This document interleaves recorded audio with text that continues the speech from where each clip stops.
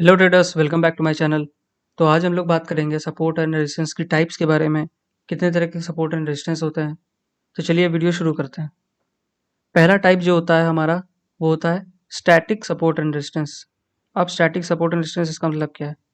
इसका मतलब है कि they don't change with respect to time. इसका मतलब समय के साथ वो बदलते नहीं हैं।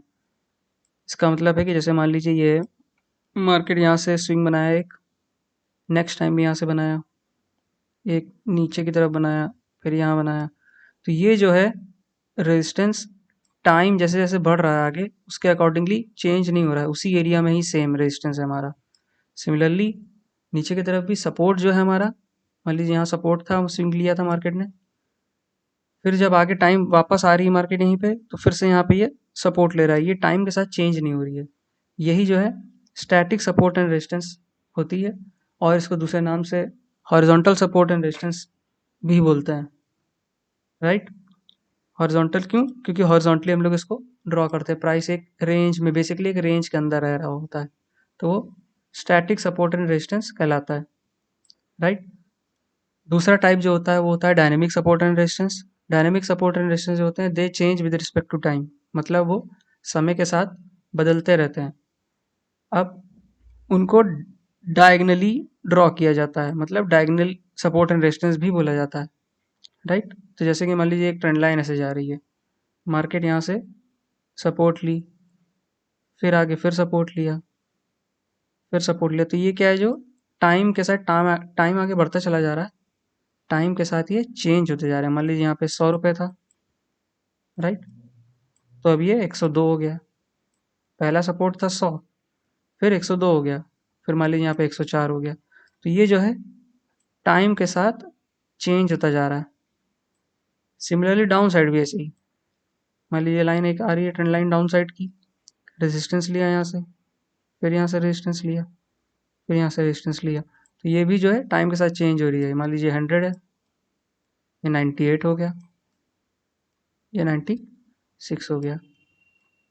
तो ट्रेंड लाइन से हम लोग इसको डिफाइन कर सकते हैं। दूसरा तरीका एक होता है मूविंग एवरेजेस से। मूविंग एवरेजेस पे भी डायनेमिक सपोर्ट एंड रेजिस्टेंस बनता है। कैसे होता है? मान लीजिए एक कोई भी पीरियड का, 21 पीरियड का या 20 पीरियड का मूविंग एवरेज है, सिंपल मूविंग एवरेज 20 पीरियड का मूविंग एवरेज है। तो मार्केट जो है इसी का सपोर्ट ले लेके ऊपर की तरफ मूव कर रही है, तो ये डायनेमिक सपोर्ट हो गया इसके लिए। मार्केट आई, यहाँ सपोर्ट लेती है, फिर जाती है, फिर सपोर्ट लेती है, राइट, फिर जाती है, फिर सपोर्ट लेती है। तो ये जो बार बार प्राइस जो है वो बढ़ता चला जा रहा है और इसके सपोर्ट लेती चली जा रही है, तो ये डायनेमिक सपोर्ट की तरह हमारा काम कर रहा है प्राइस। सिमिलरली डाउन साइड के लिए भी फॉलिंग मूविंग एवरेज है, नीचे की तरफ जा रहा है 20 पीरियड का।